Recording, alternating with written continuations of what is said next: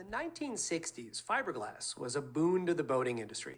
It's cheap and durable, but has a limited lifespan, and getting rid of it is expensive. So boat owners across the country are abandoning their aging vessels. From member station WVTF, Sandy Hausman reports on one man's efforts to address this environmental problem. Mike Provost has always loved the water. He joined the Navy after high school and served for 21 years. These days, you'll find him cruising the Lynn Haven, a river near his home in Virginia Beach. He motors past a state park where he likes to swim with his kids. That's where, just over a year ago, he spotted an abandoned boat. On board, he found fuel, quarts of oil, and other toxic chemicals. So I called 30 different offices. No one had the funding or approval to do anything about it. And I was explicitly told that if I personally didn't take care of it, no one would.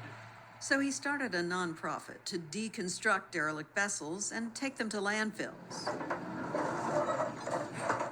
His largest job was here in Norfolk Harbor, a twin-masted sailboat stuck in the mud. Provost needed a crew of 6, a barge, and crane to dismantle it. The bill, paid by donors, was $28,000. It is illegal for people to dump their boats in state waters, but the law is rarely enforced. And back on his boat, Provost says some people escape responsibility by selling their old boat for a song or giving it away.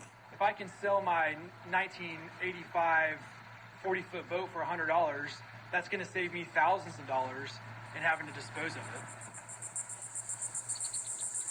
Cicadas sing at a pristine marsh on Virginia's coast, where Jim Deppy complains that abandoned boats pollute the water and the views. He's been tracking the problem for a local environmental group, Lynn Haven River Now, for more than a decade, and has watched as boats piled up.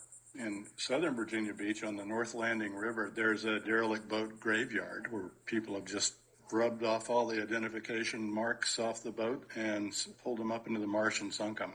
As boats degrade, tiny bits of plastic get into the water, into fish, and into people or animals that consume the fish.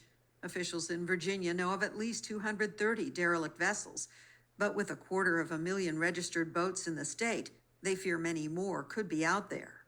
Abandoned boats are found in every coastal state and in lakes and rivers. Nancy Wallace with the National Oceanic and Atmospheric Administration says there's no market for recycled fiberglass. There are some really great pilot studies that are going on right now looking at recycling of fiberglass in the manufacturing of concrete, which is very promising and shown to be successful, but it is logistically challenging and expensive. The U.S. Coast Guard sometimes moves boats that pose a navigational hazard, and some states have programs to remove them before they become a pricey and dangerous mess.